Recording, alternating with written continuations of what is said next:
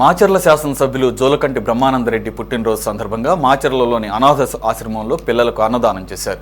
ఈ సందర్భంగా టీడీపీ నేతలు గోగుల వెంకటరామిరెడ్డి, లక్ష్మారెడ్డి, పుల్లారెడ్డి, పల్లెల శ్రీనివాసరెడ్డి, మహేష్ రెడ్డి, గోవర్ధన్ రెడ్డి తదితరులు ఎమ్మెల్యే జోలకంటి బ్రహ్మానందరెడ్డికి బర్త్డే విషెస్ తెలియజేశారు.